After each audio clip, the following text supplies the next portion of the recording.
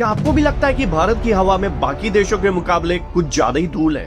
गाड़ी, कपड़े, फर्नीचर, हर चीज पर 24 घंटे जमती रहती है। आखिर क्यों भारत की मिट्टी हमेशा हवा में तैरती रहती है?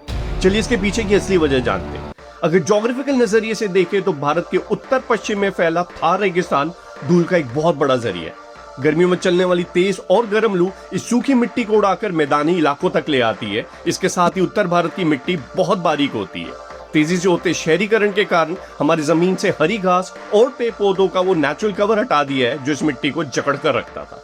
अब जमीन बिल्कुल खाली और सूखी है, इसलिए हल्की सी हवा भी इसे आसानी से उड़ा देती है। लेकिन सबसे बड़ी समस्या वो है जो सड़कों पर दिखती है। हमारे शहरों में फुटपाथ और मुख्य सड़क के बीच का हिस्सा अक्सर कच्चा छोड़ दिया जाता है। जब भी कोई गाड़ी यहां से गुजरती है तो वह सूखी मिट्टी टायर के नीचे आकर बारीक पाउडर बन जाती है जो 24 घंटे हवा में तैरती रहती है। स्टडीज के अनुसार दिल्ली जैसे शहरों में सड़क की धूल PM10 का 35 से 60% हिस्सा बनाती है। रही सी कसर हर कोने में चल रहे कंस्ट्रक्शंस के काम पूरे कर देते हैं।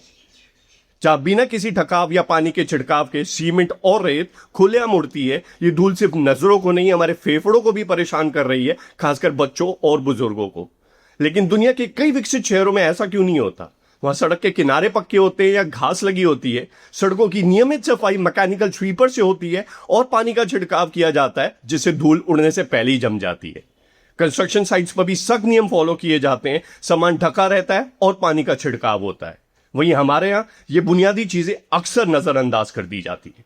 यानी जो धूल आपकी गाड़ियों और फेफड़ों को गंदा कर रही है वह सिर्फ रेगिस्तान से उड़कर नहीं आ रही, बल्कि हर रोज हमारे अपने इंफ्रास्ट्रक्चर की कमियों की वजह से हमारे ठीक सामने पैदा हो रही है। अगर सड़क के किनारों को पक्का किया जाए, किनारे पर पेड़ पौधे लगाए जाए और कंस्ट्रक्शन साइट पर नियमों को सख्ती से लागू किया जाए तो इस धूल को काफी हद तक कम किया जा सकता है।